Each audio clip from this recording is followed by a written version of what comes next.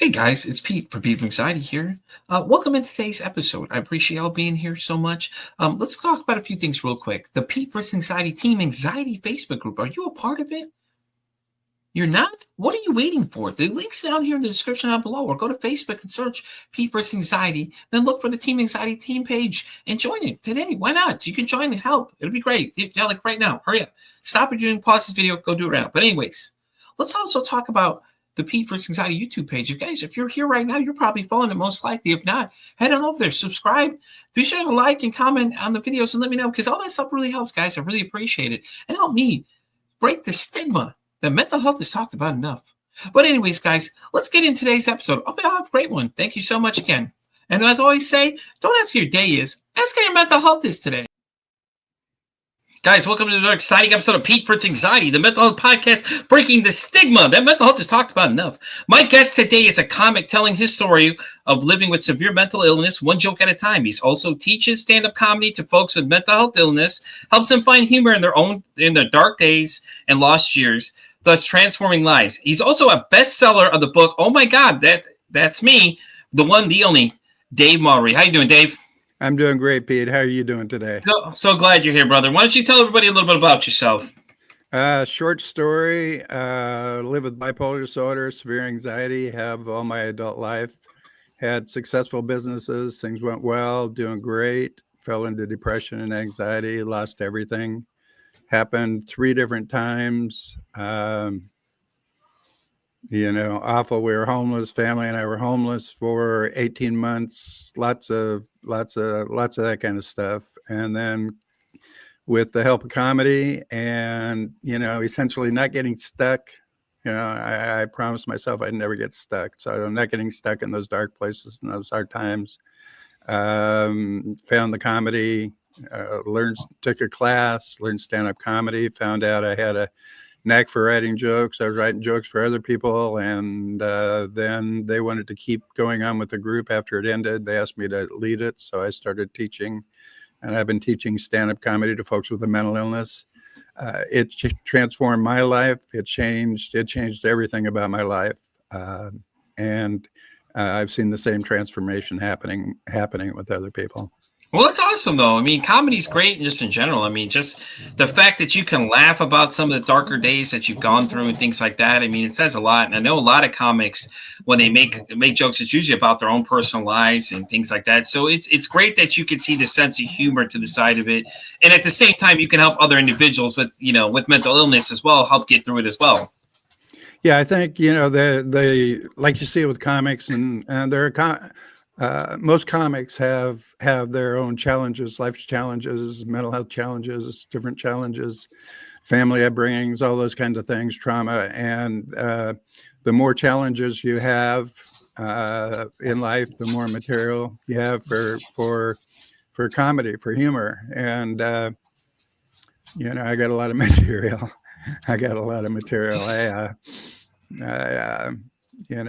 Fortunately, if I can just say, my wife's the hero of my story. She stayed with me, and we were homeless. We were lost. I couldn't work for 14 years. I had my dark days, my lost years, and she stuck with me. And without her, I'd be in a single room occupancy hotel in Old Town Portland, going to the soup kitchen for lunch.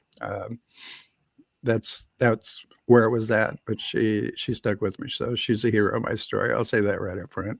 That's awesome. Yeah, my wife's the reason I start this podcast too. So, I give her credit all the time and things like that. So I get that 100%, man. So, but that's awesome though. The comedy, like I said, I love comedy personally. It's one of the things I enjoy more than anything in life. Love listening to new comics and things like that. I'm always checking stuff out. Have you ever listened to that Kill Tony podcast one? That's an interesting one. The amateur guys go on the stage. Yeah. It is really interesting. And, there's different kinds of comedy, and there's a method to the madness. There's like when you're writing jokes, I look at the dark days, the hard times, like there's discrimination. I see discrimination. I was discriminated against. The stigma is real. But I was driving yesterday, and I drove by a restaurant, and there was a big sign out front and said happy hour. And I think that's being discriminatory. there should also be a crappy hour for depressed people, You and, know, that's true. and bipolar people could go to both. That's awesome. Yeah, Yeah, I love it. That's great. That's so cool, though. Did any comics inspire you to get into comedy? Because I know a lot of people, it's like some people are watching people. Some people are just like, well, I just decided to try it one day, and it turned out to be my knack after that. yeah, and who knew that it was, that I had any talent for it or could write jokes or had the mentality for it and whatnot. But the way it turned out is, if I think something is funny, other people do too. And I don't necessarily think everything's funny and all that kind of stuff. But if I find it funny, other people do too. So, that's and I see other people that inspire me. At the same time, I didn't before. I didn't have anybody I modeled after. I didn't know anything. It just came. So it's my thing. But what will happen with me is I'll when I get motivated or just laugh, I'll watch some comedy on Netflix. And comedy, it's cardinal sin. You never steal anybody's joke. You just don't. I've had it happen to me, and you just don't. Yeah. Yeah, no, I get that. And a lot of those guys in the early ages, the comedy was different. You get away with a lot more things than you can now. And Yeah, nowadays, there's so many different guys out there and so many people doing it, and yeah. it's great because everybody can enjoy it for whatever they enjoy humor wise for whatever subject they choose and things like that. So Yeah, there's something for everybody. And when I watch a show or two, I get ideas just pop into my head for different kinds of humor, for different kinds of jokes, and then I'll just roll with it, and I'll end up writing 10 or 12 jokes at a time, and maybe one or two are keepers, but yeah, it'll happen. Like, I'll sit down in 15, 20 minutes, I'll come up with 10 or 12 jokes. And it's amazing how the mind works, and I see this happening with other people, with other comics. Once it starts, it just flows. yeah. And some of them are just dumb, some of them don't work, but there's always one or two that works. And then comedy and jokes, you probably know, it's a constant editing process. Mm-hmm. The crappy hour joke, it started out, I think, happy hour signs being discriminatory. There should also be an unhappy hour for depressed people. Well, unhappy hour was, but crappy hour, you lose a syllable, and it's a funnier word, and it makes it funny. But I'm always editing in my head, cutting out a word, changing a word, making it better.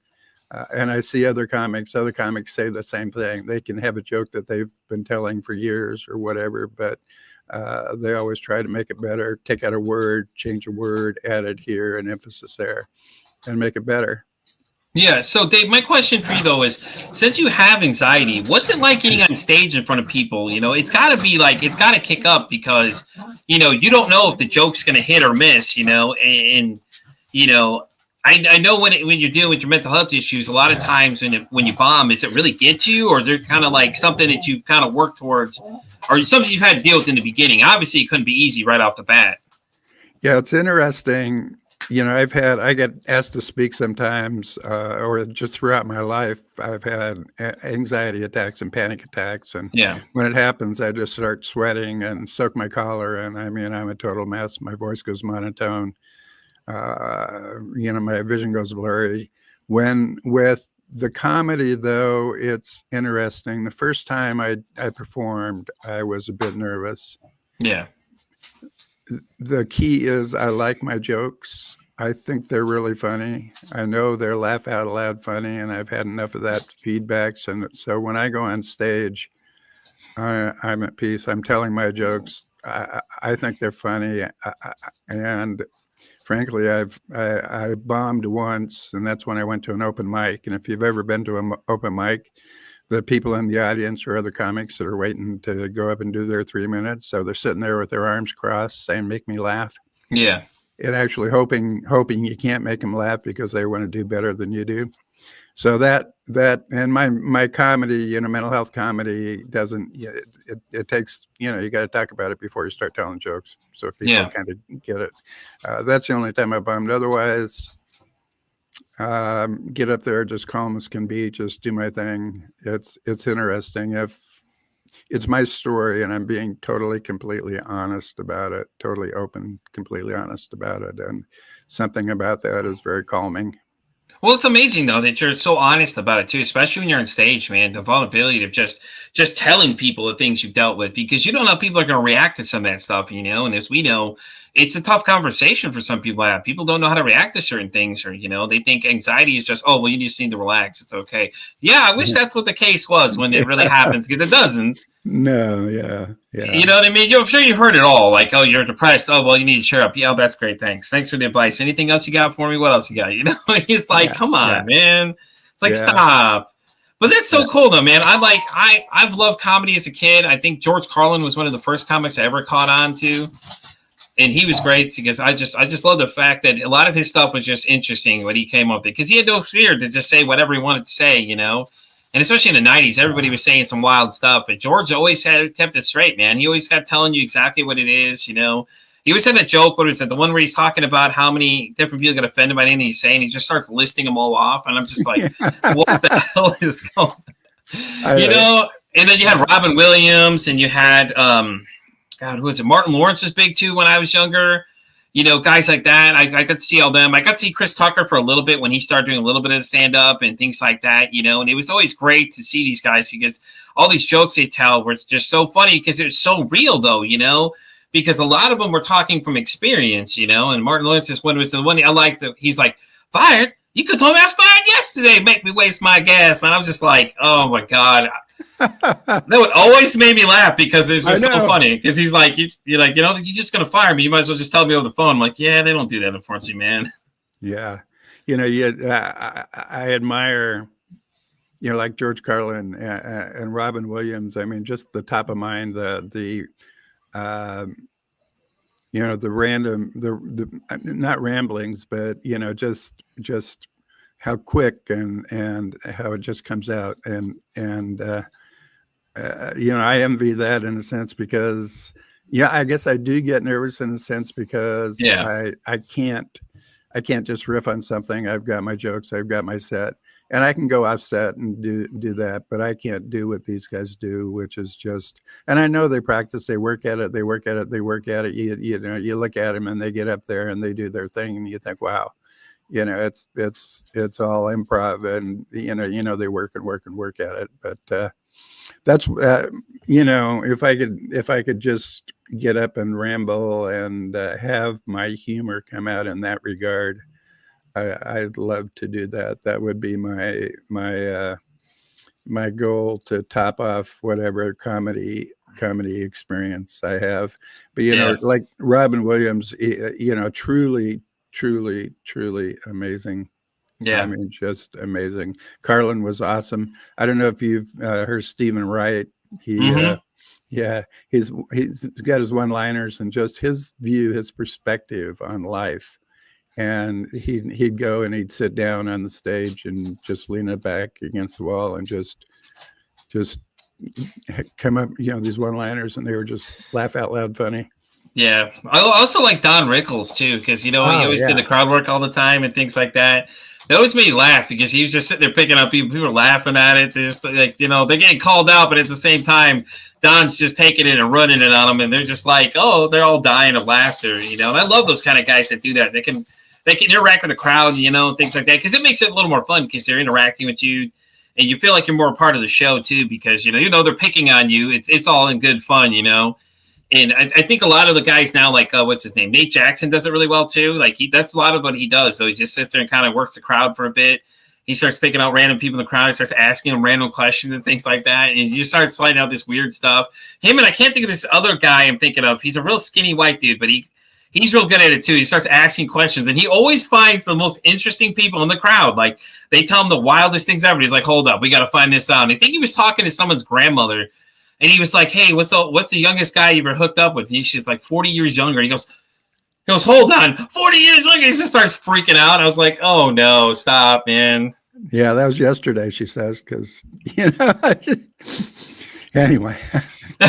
Yeah. You know what I'm saying? Like it's Oh, so yeah. unique though. But like guys like Jim Carrey were interesting too, because when he did In Living Color, like all the stuff, all the different things going on. All the guys at Mad TV, Saturday Night Live, all those guys, man. Credits to all of them, because like you had to think of a lot of that stuff on the spot. Yeah. And Yeah. and especially the Saturday Night Live skit. What is the one where we're all sitting there with the panel with the aliens, and they had, I can't think of what her name is exactly, but she's sitting there, and her responses to these answers are just like, you're just dying and you're in tears by the time this is over, because she's over there talking about this wild stuff. And the one guy that's conducting the interview says, "Hey, listen, all right, enough with trying to make out with the aliens. We don't need this anymore. You need to stop, goddammit, okay?" And it's like, yeah, that's great stuff. Great stuff. And there was always, was it In Living Color always had David Allen Greer, and you had what was the other one? The Wayans brothers. I'm trying to think. Oh, yeah. It had the Wayans brothers. Had the Wayans brothers. Had the Wayans sister there, and they always had some interesting comedy ones to come up with. Like the Men on Sports thing. That was the only one that's always stuck with me. The one where David Allen Greer and Tommy Davidson were like the two gay dudes talking about sports. Men on Sports. It was just so funny because they were like because David. He could scream so loud. So like you just started laughing because it was just so funny, because these two guys, they're making jokes about these things, and nobody's getting mad about it. You know what I mean? It's just like, now it's like if you start making those jokes, everybody in the world get offended by everything. It's like, come on now. Yeah, the offense. I've got a joke, and I'll probably tell it. I've only told it once other time on a podcast, but I've got a sense that it's okay to tell it now, but I couldn't tell it before, and I'll tell it to you. Since I'm talking about it, I'll go ahead and tell it to you. It's a bit edgy, but it's funny. It's just laugh out loud funny, and there's no reason for it to be offensive. But Target had the tech friendly swimsuits that they had, and they took them and they put them in the back, but you can still buy one. But if you, in order to buy one, you have to have a concealed carry permit. It is. That's fucking great. Oh my God. That's awesome. That's saying like people get offended these days about everything, and it's like, and it's the same thing when it comes to mental health topics too. Like certain topics just like suicide scares people, man. And I don't know why it is, Dave. It's like it's something we all deal with. You know what I mean? It's one of those things you've been through yourself. You know what I mean? But it's like when you talk about it with somebody, they start tensing up. But it's like we start making jokes about it. It's okay. It's all. But it's like when you're trying to have a real conversation, it's like you should worry, because if someone's making these jokes, it's a possibility that thought is on their mind.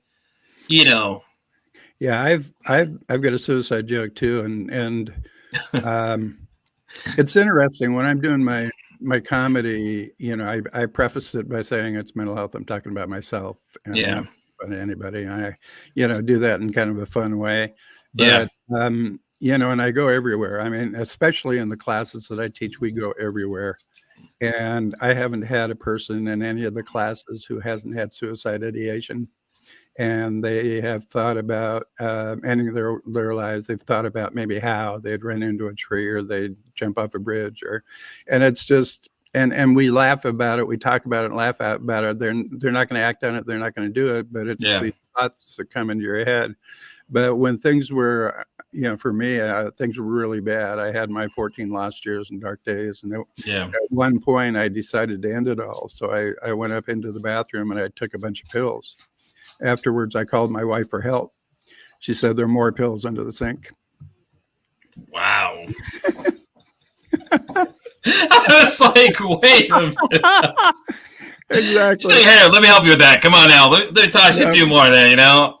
I love it though. I love it though. I love it that the fact that we can make jokes about the stuff. Obviously it's a serious topic, but it's it's hard for people to talk about it though, and the fact that a lot of people in your classes have had all the same thoughts, it means that it's something that needs to be talked about more. Exactly. And I love how you're so open about things like that. And you know, it's great because as a man itself, you know, it makes it look better on us because we're not so scared to talk about our feelings and things. Because, you know, we're always taught, you know, to be macho men, not to talk about how we feel, not to talk about these things, you know. And I think that's great that you're teaching these guys it's okay to talk about these things, you know, and have an open dialogue about it, because I don't feel like enough people do, you know. And I think that when it comes to that, a lot of people don't know how to react to those kind of things, you know, and stuff like that, you know. And we're making jokes here and there, but you know, we understand at the end of the day, it's a serious conversation, but it's like at the same time, it's like, you know, sometimes it's easier for people to handle with humor, you know, versus actually just talking to them directly about it, because, you know, and the other thing people need to realize is someone's talking to you about it. It's better than them not saying anything at all, because the chances of something happening and them not saying something goes higher up, you know? Yeah, one of the things I do is I run a small mental health nonprofit. Mm-hmm. We've got 22 peer support groups that we have, and when I got there, Awesome. they had a few things that they couldn't talk about. So, and one of the things that they was off limits was suicide. And so if somebody brought up and wanted to talk about suicide, they'd say, "Oh no, that may trigger somebody. You can't talk about that."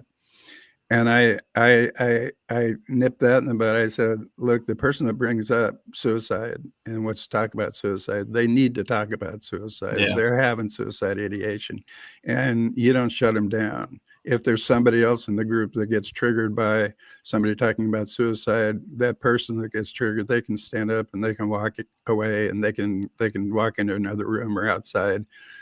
But the person that brought it up, they're the ones that need to talk about it. We can't shut it down." Yeah. Because, you know, we shut it down, it's in their head, they leave, and they don't come back, you know. Yeah. And you don't know what happens. Yeah, one of my pet peeves is people try to save us from ourselves, or, you know, we had a thing here where I got a call, and they said, "What do you think about the word crazy?" And I said, "You know, what do you mean?" And they said, "Well, you know, people are saying you shouldn't say the word crazy because it offends people." Yeah. And it triggers people. And I said, that is that is completely crazy.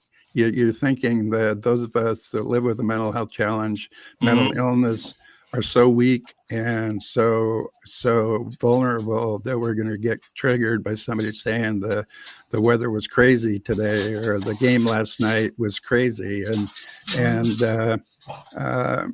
you know, and the people that are coming up with this are not people with lived experience. They're the caregivers, the social workers, the whatnot, and they're trying to save us. And we don't need, you know, they think we're vulnerable, and we're not. We're strong. We're capable, and you know, we don't get triggered by the word crazy. We don't.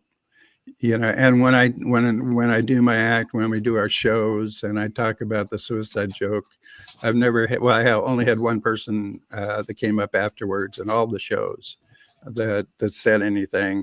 And she was a social worker, and she said, "You know, you shouldn't tell that joke because somebody might get triggered." And I said, "Who?" And she said, I don't know, but, you know, did you get triggered?" "No, but somebody else might get triggered." And I said, "Who?" And Yeah, she but I said, love how she said, "I don't know," right after you asked that. You said, "Hey, but who?" "I don't know." Like, how are you going to make that statement but not have any examples of things, you know, that makes sense? You're basically telling you, "Hey, Dave, don't say this joke," but at the same time, well, I don't know who's going to get triggered by this. So you don't have an answer. You just want to say it to feel like you know, just because you're a social worker, this is something you should say. No. How about have a little more factual proof with it? Don't just say, "Hey, don't say those things," because obviously it's not the case, because like you just said, you know, we can talk about these things, and we're big girls and big boys about this. I think that people try to baby people too much about it, you know. We try to cater everything to everybody's needs, you know. There might be somebody that might get triggered. You don't know, but you don't know what anybody's trigger really is these days. You never know, because anything can trigger people. yeah. And you know, she's got the savior complex where Oh she wants yeah, to yeah. save us and protect us, and that's bullshit. and I call people out on that any whenever I can. And the suicide joke, just like I tell a joke, and I say I'm going to tell a suicide joke, and then I tell the joke, and there's like this half a beat before people start laughing. It's like, oh, Right. should I? And then they start laughing, and the people that laugh the hardest are the people with the mental health challenges, the people with the suicide ideation. They're the ones that laugh the most, and their family members who talked about it, they laugh. And it's like, okay, you get it out in the open, you see it in a different light. You make it so, okay, I'm not, it's not just me that has these Yeah. thoughts, and it can be funny, and makes a difference in people's lives. Dave, I always wondered something about my dad. He used to make jokes about it, like that just kind of, he always make these weird jokes. And like, I always thought they're kind of crude at first, but now it made a lot of sense recently. I had a conversation with him when I was out of town this past weekend, and he had mentioned he had thoughts of his own. Like, and this man has never told me this ever. I'm not sure what it is that's caused him to talk about it. But, I thought it was very interesting. He was sharing these things because my dad was never the type of person to share anything as kids. He was very closed off. Wouldn't talk about any of his past or anything like that. But he started recently, we were talking about the podcast in general. And my brother said, yeah, he likes how he's doing. My brother works in the mental health field too. And he's actually a psychiatric nurse. He's actually in charge of a hospital out in Chicagoland area. So we were visiting, and he had mentioned in a conversation that he had thought about it once or twice already. And he said, I think he even said he had attempted to, which was really shocking because my dad would never admit that to us ever.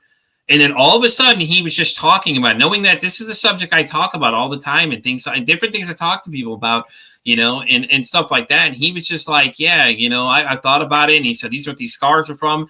And I always thought it was weird because he'd always make these weird jokes about it. And like, to me, it was just like, he'd laugh, I'd laugh because I didn't know what to say at it, at the time. And I didn't think anything of it, obviously, because at that time I wasn't as informed as I am now about things. But it all makes sense now because he used to make jokes and like, make these really weird jokes about things like dying and all these other things. And it's just like, it didn't make me feel uncomfortable anyway, though. It's just like, if he's laughing about it, I figure he's laughing about it, I'm going to laugh about it because it's obviously something funny, And it all makes sense now, though. Like, it makes sense that he was basically telling me without telling me at the same time. And then when he made that statement this past weekend, I was like, whoa, hold on. This just got real. Like, I was like, okay. All of a sudden, he just started sharing this. And I don't know what it caused him to do it, but I was like, wow, my dad's been kind of weird lately. I'm sorry, not weird, but he's just been kind of different. He's been a little more open about his feelings, which I think is great. Because ever since I started this, I feel like now he's sharing more with me because now he knows to understand more of the stuff and things that go on. And it was really interesting, though, because he'd always make those jokes. Like, he always had these, like, I always say they're fucked up jokes, but they were like, he always made jokes, but now it makes sense, though, like he's laughing about his own things that he has done before, just like you do. You're making jokes about all these different things, your past and things like that. And I never even thought about it until we started talking about it. And I was like, you know what? That makes a lot of sense now. Now, some of these jokes he was making, I'm like, wow, he said some pretty interesting things, but I mean, maybe that's what he was doing. He was just trying to make light of what he had dealt with because he had a lot of demons he was dealing with. And he found religion and he basically had admitted him to someone. He said he told somebody that they got so scared by what he had said. They're like, yeah, I'm okay. I don't want to be your mentor anymore. But I mean, it makes sense because like he was making jokes of it though. But I mean, at the same time, now it like I said, it makes a lot of sense to me now. Now that I get it. And I know that you're doing the same thing. It sounds like that's the same thing he was attempting to do. Is he's just trying to make light of the situation to deal with it himself, And I thought it was really great, honestly. Yeah, and he's sharing his life with you the best he could. And that's how it had to happen. That's how it had to happen. But it makes sense though now. It makes total sense now the way that he does it though. Yeah. Yeah, and that's really cool that you've been able to have that experience and understand that. The fact that he can talk to you about that says about a lot about you and about your relationship. Yeah, we never really had a great relationship as a younger, but I mean, like I said, he was always standoffish. But now, ever since I started doing this, he knows what I do, and he hears all the things that my brothers and sisters and everybody's listening saying that, oh, that doesn't sound like you anymore. I'm like, yeah, I'm not a kid anymore. I'm an adult now. This is a serious subject we're talking about. I can't go into this thing half-footed. You have to know something, or you have to be willing to learn more about it as you go, and things like that. And it makes me laugh because my sister was like, well, you sound so serious. I'm like, what do you mean it sounds so serious? Like, what are you talking about? Oh, I'm sorry, what she said. You sound really intelligent. I'm like, huh? How does one sound so intelligent? What do you mean? The fact that I can keep up with a lot of topics that people are really not sure I could? I'm like, I'm not stupid. Yeah, exactly. So, Exactly. so Dave, let me ask you about your book, though. Like, what is your book exactly about? Well, there's two books. OMG, That's Me 3 is the one about the comedy, people who have taken the comedy class, and their lives and their experiences, and how finding humor in their stories and writing jokes and performing has transformed their lives. Molly's an example. She was a doctor. All she wanted to do was be a doctor. She wanted to go home to her hometown and be the local doctor, and she had to give it up because of romantic depression, her bipolar disorder. So she lost everything that meant everything to her in her life. And her mom brought her to the class and took me off the side and said, Molly needs us. She's suicidal. I know I'm going to lose her. I'm just hoping this will help. And so Molly took the class and she started finding humor in her losses and her experiences.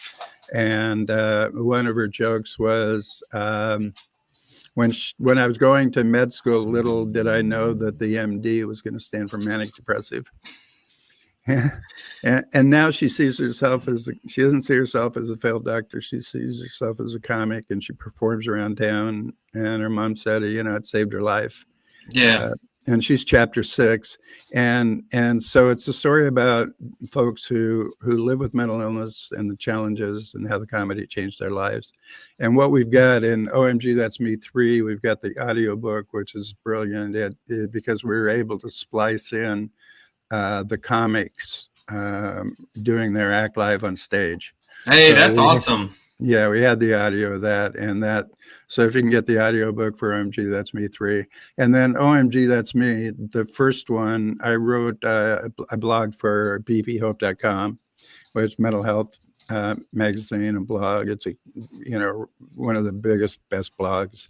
Anyway, I wrote blog posts, and I told my story completely open and honest, and just went to those places. And so my post ended up being read by over 1 million people. And the most common response was essentially, OMG, that's me. You're telling my story. I don't feel so alone now. That's awesome. So that's where the name of the book came from. And I took the 26 best blog posts and compiled them in a book, and got some comments from the blogs, and self-published, and so far it's sold over 17,000 copies. Hey, that's awesome, Dave. That's really awesome. Yeah, and when you self-publish, most people self-publish, sell 50 copies to family and friends, and then it goes off into the ether. So it's interesting that it caught on, but it's if someone wants to know what it's truly like to live with a mental illness, OMG, That's Me. You'll see yourself. You realize you're not alone.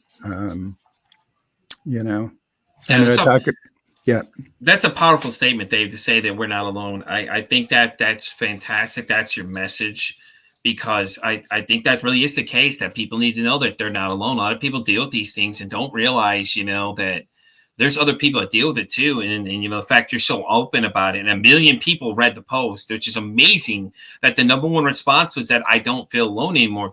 That's great in itself, because right there, you get, at least as long as you hit one person, that's it, you're good to go. But you've hit all these other people that are reading this story out loud, and a lot of times that's what happens to this show too, is that people come and see this or listen to it, and then people want to come on and share their own stories. And I've heard some crazy stories being on here. Like, let's not be lying. I've had an oh shit moment here too on this show, where people just talked about it. There was a gentleman that had mentioned that he had ideation. He said the morning of the show, that before we started recording, he had almost taken his life that morning. He said that he had the gun in hand, sitting at the edge of the bed, and he was thinking about it that morning. And for him to admit this while we're live and on the air, and all these people can hear it, And the reaction of all these people was amazing to see. How many people that didn't know him asked me how he was doing. Hey, is he doing okay? And in fact, he's doing fantastic, actually. I talked to him the other day, and he's doing really well. He seems like he's in a better mindset and everything else and things like that. And him just talking about during the interview, you could see his demeanor changes the whole time. Like, he was real edgy at first, didn't know what was the deal. And as we got into it, he just said, hey, Pete, can I say something? And then he just went into it about how his friend had committed suicide a few months prior, and he was still dealing with it. And he was, it was really bothering him. So it's on his chest. So he mentions it. Then he leaves the topic and he comes back to the topic. And for him to do that was a powerful statement alone, because he's sharing this with all these people. And all these people are reacting, going, oh, my God, is he okay? Like, they don't even know this guy. And he's already, oh, my God, is he okay? I'm like, yeah, he's okay. I've talked to him already. I've heard from him. I keep in touch with him all the time. And it was interesting to see people's responses because, like, they don't know him, just like none of these blog people knew you that well. They saw your story and were like, oh, my God, I'm not alone anymore. I so feel what's going on here.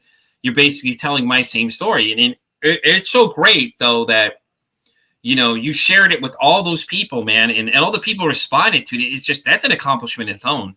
Even if the blog post didn't do anything else, but 1 million people saw it, and people that commented, that's where it stopped at, that's still an achievement on its own, even without all the 17,000 book sales too. You know what I'm saying? That right there is amazing. You reach 1 million people. You don't know how many of those people are just afraid to admit that they have the same problems too. But the people that were saying, hey, I don't feel alone anymore, it just had to feel great every time you saw that comment appear.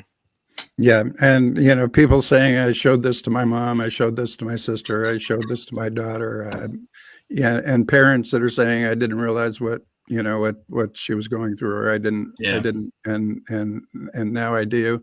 But that fellow with the suicide, ideation already, close attempt. I mean, he had you.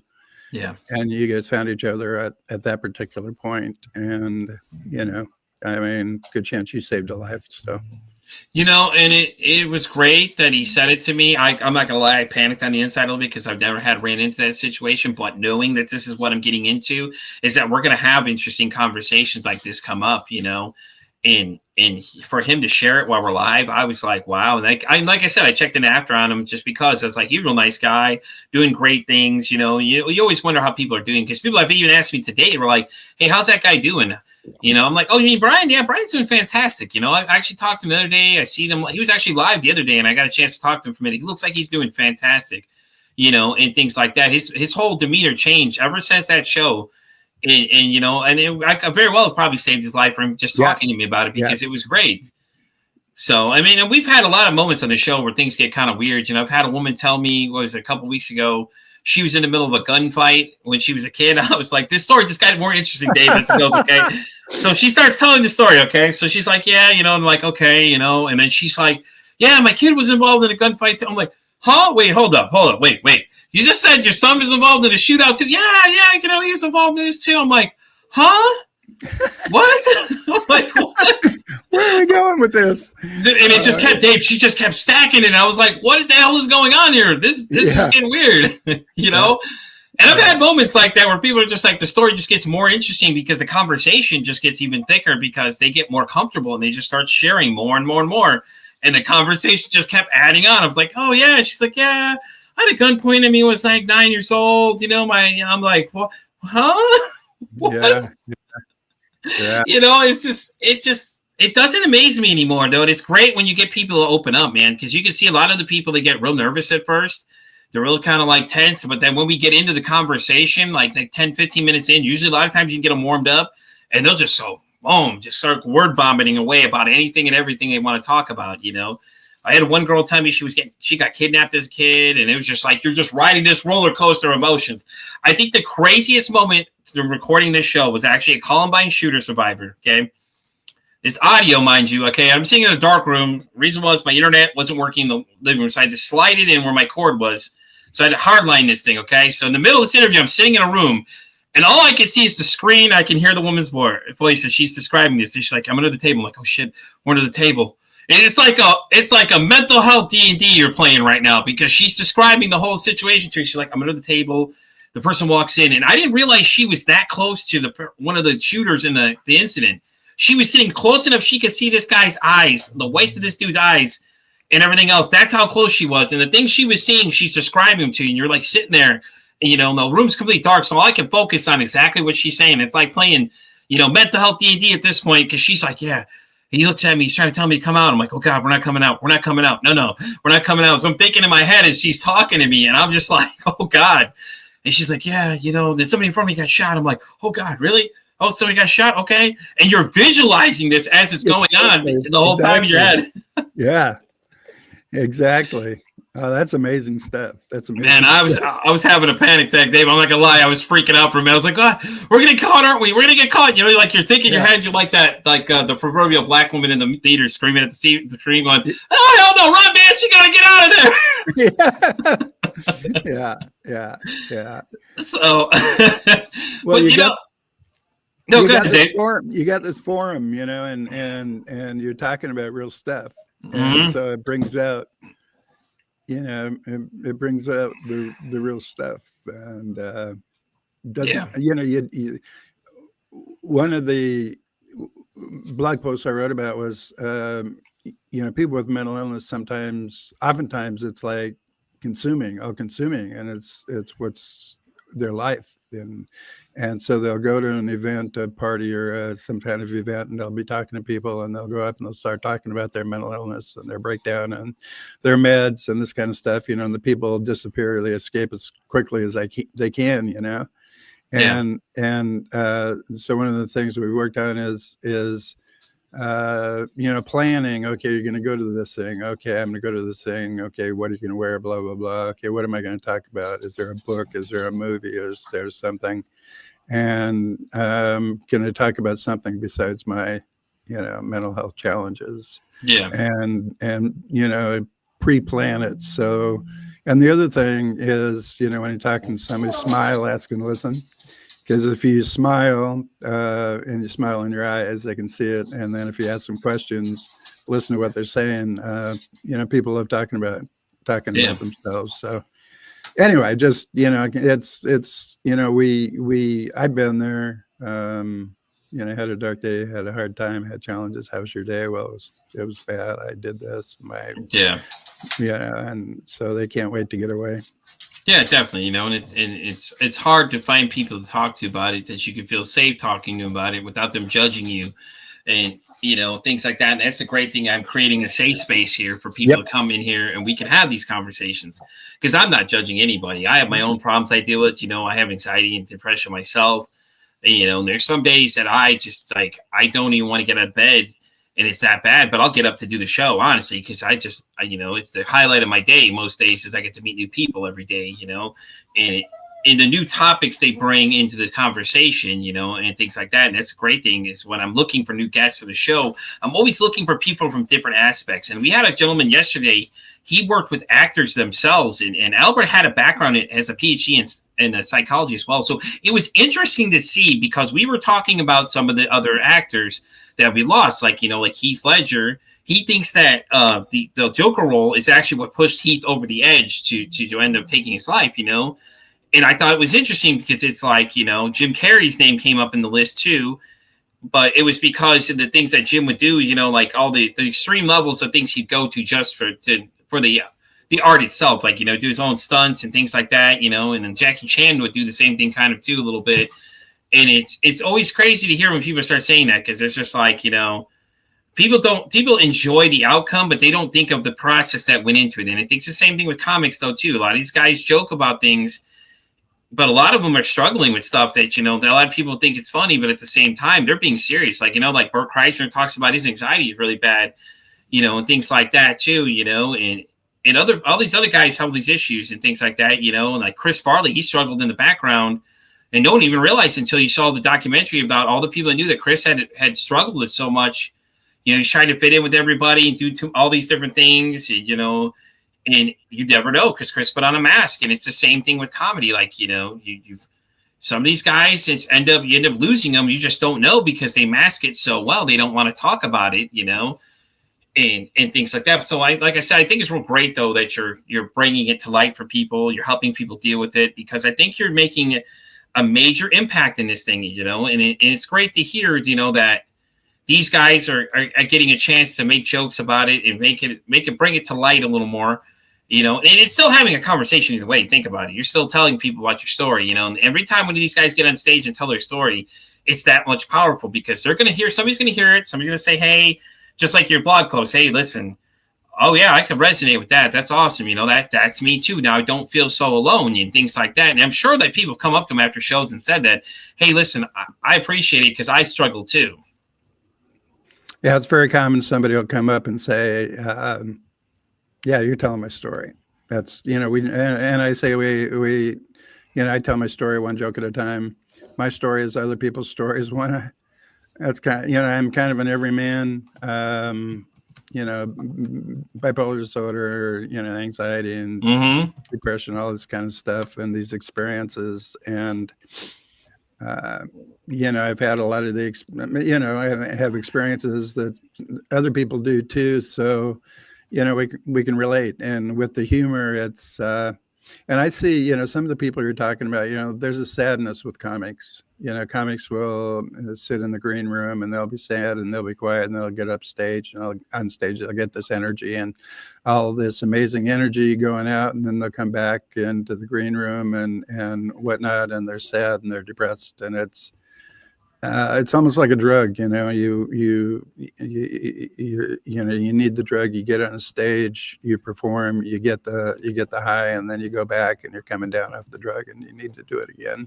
Right, exactly. And it's like a rush because, you get the crowd going and you're feeling the energy from the crowd, and, they're sending you, getting you all that kind of stuff too, like that. Hold on, I'm looking at some. Okay, so some other notable comics, Mitch Hedberg was one of them too. He died of a drug overdose in 2005 from a heroin addiction, which is interesting because, a lot of these guys, there's some other names notable in this stuff. Obviously, Richard Jennings was another one.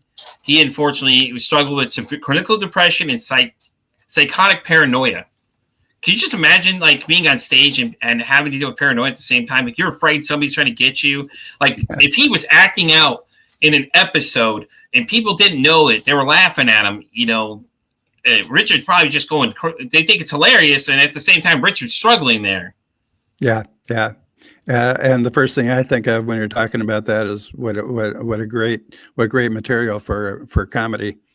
Right. Paranoid, somebody in the audience is coming out after you, and making jokes about that. I think that's, material for jokes, for comedy. Yeah. Oh, no, I get that completely too. And as well, Brody Stevens is another one listed on here too. He unfortunately died by suicide, and they described him as obsessed with mental wellness, yet he ultimately succumbed to his struggles. So, okay, I get what it says there, that he's obsessed with it, but maybe he was obsessed with it because he's trying to understand it himself, because a lot of people, that's what happens. They don't know, and they self-diagnose. So a lot of times that's why drugs come in. So I wonder, if some of those other guys that died from drug overdoses, that's really what it was. They were trying to dose the problems they were dealing with, unfortunately.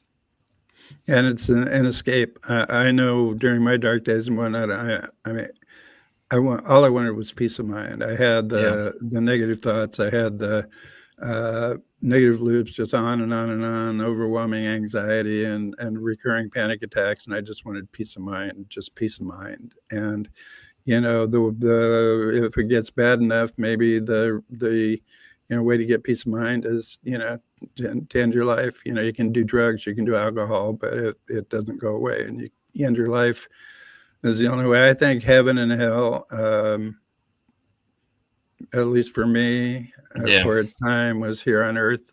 I've been through, and I don't want to get sad. I don't want to get reflected, but the darkness, and nobody knows, you're a fellow traveler, depression, what true depression is, the darkness and the depth, and you can't get out. And the best way to describe it, Dave, is, have you ever seen that movie Get Out? The one basically where the guy is he goes in this community, and it's really interesting, weird, because everybody's looking at him kind of funny because he's the only black dude there. And there's a little strange guy, but he's he knows something's weird, but he doesn't know what it is. So there's a part in the movie in the end where the guy is getting hypnotized because all she was using is a sudden taps to do it. So he gets into this dark hole, and it's completely black around you, okay? So you're sitting in a chair, it's complete blackness around you, okay? You can see your reality up above you. To me, that's how I describe it to people. It's like, that's what it's like. When I'm down, like, that's what it is. I can't get out of this chair, just like he couldn't get out of the chair, you know, and you're looking up, and you can see reality happening, but you can't do anything about it, you know? And for anybody that hasn't dealt with depression or anything like that, that is probably the best way to describe it to you. It's just what it's like, you know, and it's hard, like, you know, and then people like to say cheer up and all these other goofy shit. It's like, you're not helping the situation when you say that kind of stuff. Honestly, you're making it worse, you know. Understand when these people are dealing with these things, you know, it's rough for them and themselves. They're dealing with that, and then whatever else they're doing on top of that, especially the guys that have, you know, really severe depression and things like that. It's like, you know, you just got to understand that there's days that for them it's just hard to get out of bed. For me, it's too. Like I said, I don't tell people a lot about it, and it's only because I don't like when they're like, "Oh, well, I hope you feel better." It's like I just don't want to hear it. I know. I hate that too. Yeah. See, at least we agree on that much. You know what I'm saying? So, but Dave, as we get ready to start wrapping up, why don't you tell everybody where they can find you in case somebody wants to come take a class with you, anything like that? Do you have a website they can go to and check you out? Yeah, no website because I'm terrible at maintaining the website. I'm awful. But Facebook, I respond to all the messages. LinkedIn, you can reach me there. Things like I hate the internet. Yeah. I'll tell you. So Facebook and LinkedIn are the best ways, and I respond. I always respond. And if somebody just wants to talk, whatever, I'm there. It's you know. It's important. I think, you know, I've lived long enough. People with bipolar disorder tend to have shorter lifespans than other folks, for a variety of reasons. But I've made it through the darkness and come out the other side. And so it's like, okay, what, you know, I'm here to talk. And like with my work at the mental health nonprofit, now that my life's open. What's the name of your mental health nonprofit? I don't think we ever discussed that. No, it's. I don't know if you've heard of NAMI, National Alliance on Mental Illness. I think I have, actually. Yeah, largest grassroots organization in the country, and they have affiliates, and I run a NAMI affiliate in I'm here in Portland. It's one of the big counties, 600,000 people in the county, and we've got a NAMI affiliate there we serve like 1,000 people a month, and that's awesome. It's a place where everybody can be who they are. They can come in. And one of the things I wanted to say, you know, you were talking about folks and comics and other people. One of the hardest things for me was pretending. I'm pretending to be okay. Yeah. You know, somebody come up and say, "How you doing?" I'm doing well. What's going on? You know, just pretending to be okay, and then knowing that if they looked in my eyes, they'd see that I wasn't okay. Yeah. And pretending was just exhausting. And when I stopped pretending, it was just, you know, exhilarating. Just a huge relief for me. Well, it's funny you say that, Dave, because there's the thing I ask people, and I'm sure you've already heard it. I ask people how their mental health is today, and the reason is because it's a great conversation starter. Now, people will look at you, and go, "What do you mean?" Well, I can tell a lot of times I can read people's emotions and things like that. You know, really good at it. And, you know, you can tell, you can read people's facial, you can read their eyes like that. Yep. And always ask them that question, because it always throws somebody off, because they're like, wait, what does that mean? Because if I ask you, hey, how you doing? You can sit there and lie all day and say, oh, yeah, I'm fine. No, you're not. Because if I'm asking you, hey, how's your mental health? It means that I know something's not right, or I have a feeling that something isn't right about whatever it is going on, you know. And I don't have to know these people. I've had people come at me and tell me numerous things. And there was a gentleman told me he lost a friend and got shot by gunfire by somebody and got caught in a situation. Didn't know the guy. I could read the emotion that something was wrong with him. And he's like, do you know, Pete? He said, you're the only person to ask me if I was doing okay. And I think, like, you know, what I end on this point is it's just like, guys, like it really boggles my mind. Why is it that nobody in this man's support system decided to ask him, hey, how are you doing as a person? You know, like someone to come to you and say, Dave, how are you doing? You know, dealing with this whole situation, things like that. You know what I mean? It was that shocking to me. It was like, really? No one's asked you about that at all? And he's like, no, man. He's like, nobody's asked me at all. You're the first person to ask me during this whole situation. And they know he's struggling too. And I'm like, dude, I can tell you're struggling. There's no question about you're struggling. You can see it. Like your whole eyes, everything you like, the whole way you're speaking about things, the sound of your voice, the whole body language you're giving off, and things like that. And to me, it just boggles my mind that, like, guys, if you notice someone's having trouble with something, don't be afraid to ask them, hey, how are you doing, or something like that, because you never know. You could right there could save them right there, because they can start telling you something about their day, and maybe that's all they needed to hear was like, hey, how are you doing as a person, and that's all he needed to hear, because he messaged me afterwards and said, oh my God, thank you so much. I'm so excited I got to meet you. And I'm so glad you asked me how he's doing. I'm doing better now, and it's like, just like Dave and I have been discussing, getting something off your chest, it may be better for them just to talk to you about it, because at least they're talking to you about it. That's the thing. Because especially because of men, they're less likely to talk about these kind of things versus women who talk a little more about it. Not to say either side is not important. It's something that we need to start doing as people. It's nothing wrong with being human to someone and asking them how they're doing, regardless if you know or not, or just complimenting something about them, because you never know. That one small comment could have made their day right there. They could sit there and be like, hey, somebody likes my shirt or like my hair. It may seem like small things to you, but it's like, it doesn't cost nothing to be kind to anybody. Like I always end the show and say the same thing, And I just think it's crazy, though. But anyways, Dave, I want to thank you so much for coming, man. I enjoyed this conversation. I had great laughs. I knew you told me to bring the jokes. You brought the jokes. I appreciate it, man. I really do. It's been great to get your perspective on things. And, I'll definitely have to check out the book for sure. Because I was curious about the book, too, because I noticed it said number 3. I'm like, wait, is there another book I'm missing in between there? I was like, wait a minute, Dave. Are you playing a game with me? Yeah. OMG. Well, we'll get into that. There's more coming, but yeah. Oh, okay. Well, you've been great to talk to. I really appreciate it. We're fellow travelers. Yes, of course. And it's great to talk about it, be open about it, and people are going to see this, people are going to hear it, people are going to, and you make a difference in people's lives, and I really appreciate that. I appreciate it, Dave. Dave, are you having any shows coming up? Anybody wants to know? You want to plug any shows coming up that somebody can probably come see you live? Maybe I'm not sure what area you're in. I'm in Portland, Oregon area. No shows scheduled right now. Okay. Doing a book tour. Leaving in a couple of weeks. Do a book tour through the Southwest to places where work with NAMI affiliates and going to towns that have my library or have my books in the library. So. Doing that, but no, but I'll give you a heads up when I got something going. Yeah, definitely. Where are you at? I'm in the Dallas, Texas area. I'll end the show with a very simple, fun joke. Do you know what the difference is between a Texas squirrel and an Oregon squirrel? What? The accent.